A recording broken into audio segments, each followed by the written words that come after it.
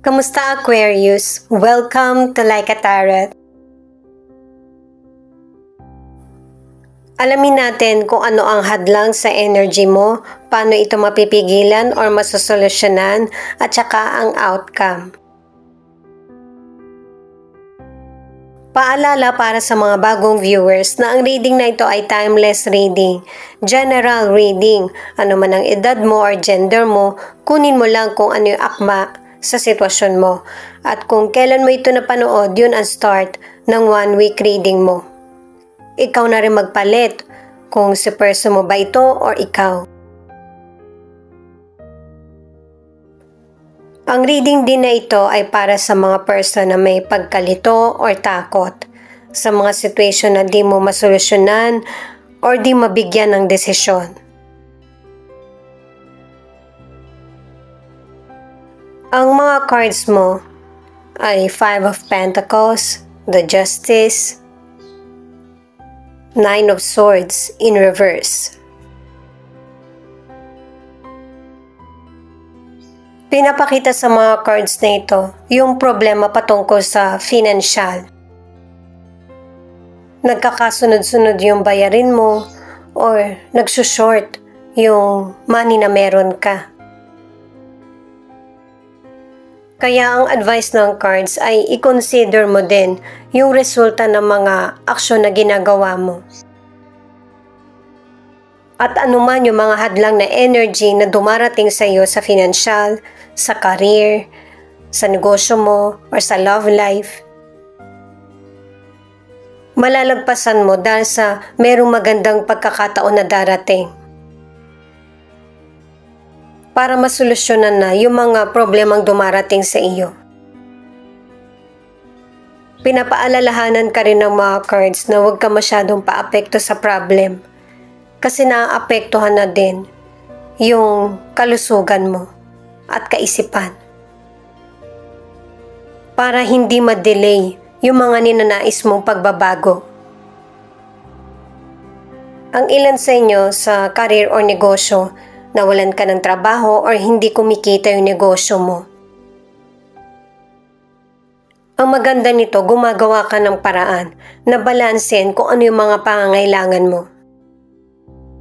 At ito na yung pinaka-worst na nangyari sa'yo sa career or negosyo. Malalagpasan mo na. Pwedeng ikaw mismo yung lalapit sa ibang tao para humingi ng advice or tulong, or merong person na lalapit sa'yo na siya mismo yung magbibigay ng advice na para makausad ka.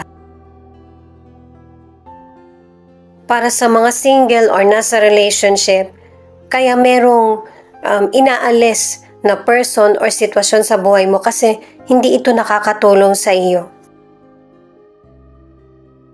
Merong person na mas deserve mo ang pagmamahal at saka pagpapahalaga. Magkakaroon ng healing at matututo ka muli na makasalamuha sa ibang tao, lalo na't ang ilang single. Hindi mo pa nahanap yung potential person na gusto mong makarelasyon. Ang ilan sa inyo sa relationship ay magsasabi na sa'yo ng totoo ang person mo kung ano yung mga personal niyang problema. At kung ikaw man ang naagrabyado sa sitwasyon, good karma ang mangyayari sa iyo. The Sun, Judgment, 2 of Pentacles.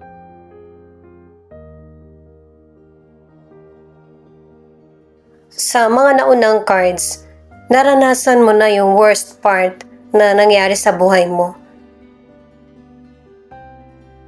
At maganda na ang magiging kapalaran mo or kapalit ng mga paghihirap or iniluha mo.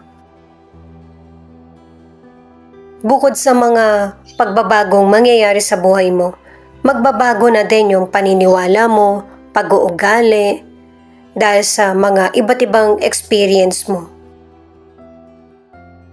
Mabubuti pa din yung i-apply mo sa sarili mo at matututo ka ng magbalanse para mapahalagahan din ang sarili mo.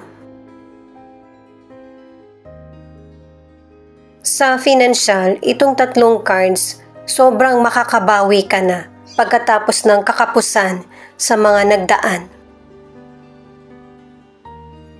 Maganda yung nagiging resulta ng investment mo at saka yung dedication mo sa trabaho, merong magandang bunga. Pwedeng ma-promote ka or ma-increase yung sweldo mo.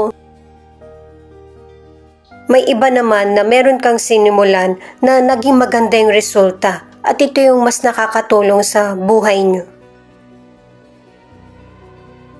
Nagiging busy ka sa trabaho mo at nagiging maganda yung kita, pero paalala ng cards na balansehin mo din yung pangangailangan ng katawan mo. At saka maging aral sa'yo kung ano yung na-experience mo sa nakaraan. Sa mga single, nakatatlong cards ka na ang ilan sa inyo, makakahanap ka talaga ng person na nakalaan para sa'yo. Pero kapag hindi ka talaga sure sa feelings mo, huwag kang makipagrelasyon. Kasi pinapakita sa mga cards na darating na yung potential person na mamahalin mo. Paano kung may iba kang karelasyon? Hindi ka makakahiwalay agad. Ang ilan sa relationship, nagiging maganda yung takbo ng relasyon nyo ng person mo. Stable, payapa, masaya. Dahil sa natutugunan nyo na ng person mo kung ano yung kailangan nyo sa relationship. At saka isa sa inyo ng person mo yung nag-iisip kung ano yung gagawin nyo sa mga susunod na linggo, kung saan kayo kakain or saan kayo mamamasyal para maging strong ang bonding nyo sa relasyon. King of Pentacles, Seven of Cups, Page of Cups. Kahit dito pinapakita na tuloy-tuloy yung mga magandang pagkakataon, tagumpay, increase sa buhay mo. Patungkol man yung situation sa pag-aaral mo, or sa relasyon, sa career, o negosyo.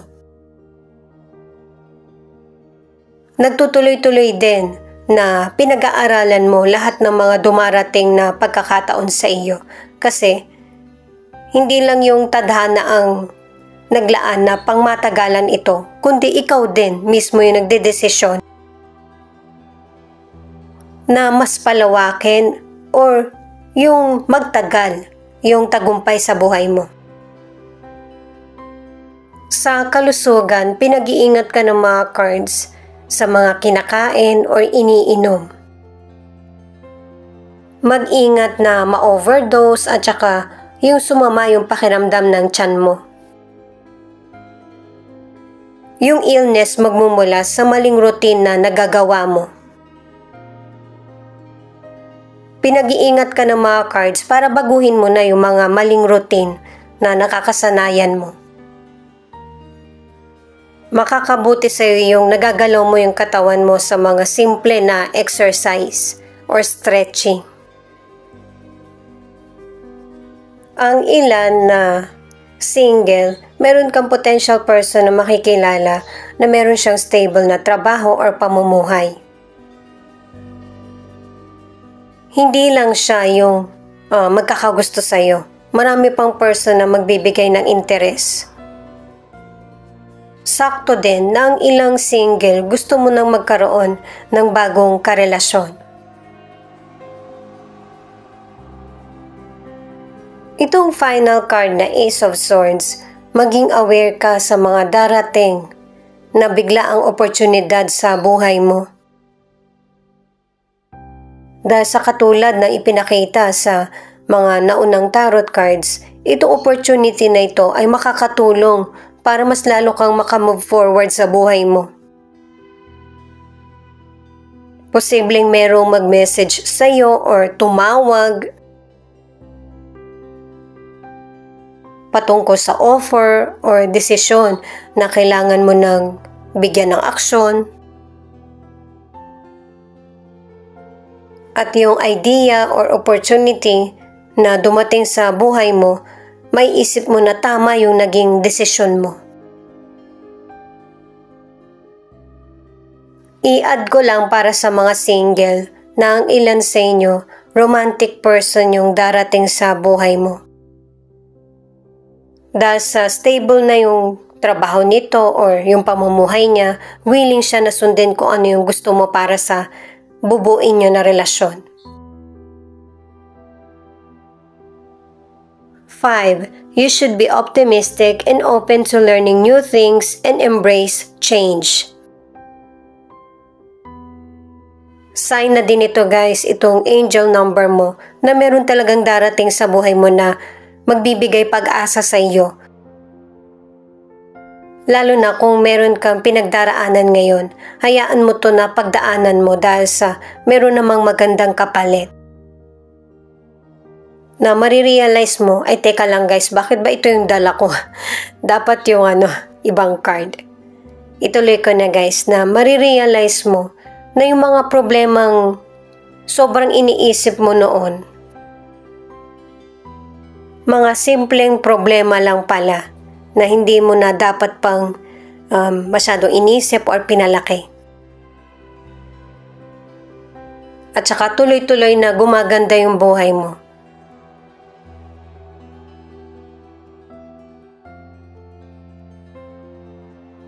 Ang ilan sa relationship, kahit na may iba't iba kayong pinagdaraanan ng person mo, pareho kayong willing na gusto nyo makamove forward ang relasyon.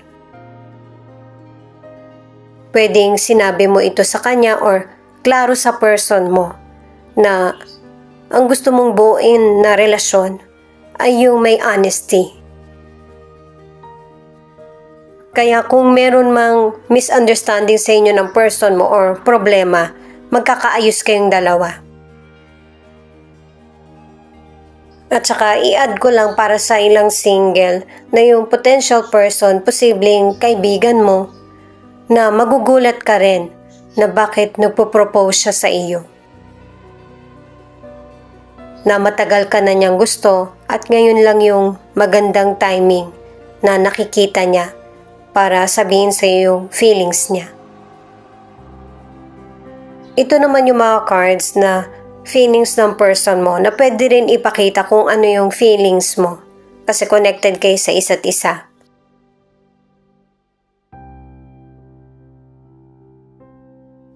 Itong card na ito ang nagsasabi na maraming problemang pinagdaraanan ang relasyon nyo ng person mo. Kung iniiwasan ka niya or hindi ka niya kinakausap, sinasadya niya talaga ito para maging tahimik yung relasyon nyo. Kapag nagtatalo kayo ng person mo, hindi niya na alam kung ano bang direksyon ang dapat nyong tahakin sa relationship para manatili yung kapayapaan at saka pagkakasundo. Binibigyan ka ng space ng person mo na para pareho kayong ma-relax yung isip nyo at saka yung damdamin, na para masolusyonan nyo yung problems nang pareho kayong hindi galit or walang tensyon na maganap.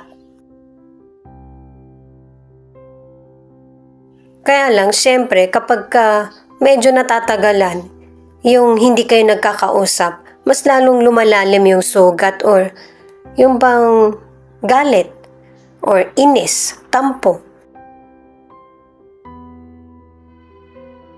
Pero itong nararamdaman mo or nararamdaman ng person mo ay hindi naman magtatagal kasi magkakaroon din ng komprontasyon. Isa sa inyo yung hindi rin makakatiis na hindi pag-usapan kung ano yung dapat nyong pag-usapan. At yung pag-uusap nyo ang magiging magandang hakbang na para mas maging close kayo muli. Kung ano yung mga na-miss nyong opportunity na magkasama, ay pupunan nyo muli ng person mo na ipagpatuloy na maging mas close. At yung mga problema at darating pa na problema sa inyo ng person mo ang mas lalong nagiging dahilan para mas lumalim yung pagtitinginan nyo sa isa't isa. At saka pinapakita sa card na ito na nakakatulong talaga sa ilan na nasa relationship na kinakalimutan na kung ano yung problema o nangyari sa relasyon nyo.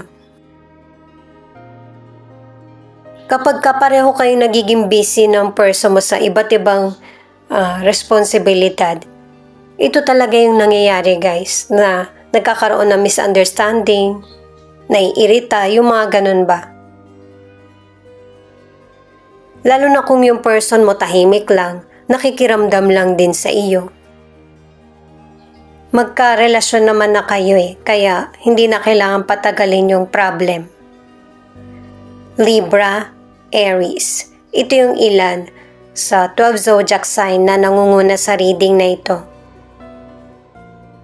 Yung bang hindi na kailangan magkahiyaan or maghintay kung sino yung unang papansin. Ito naman yung mga letra na posibleng andito yung letra ng pangalan ng person mo or letra ng pangalan mo. R, H, D, N, G, B, U, J.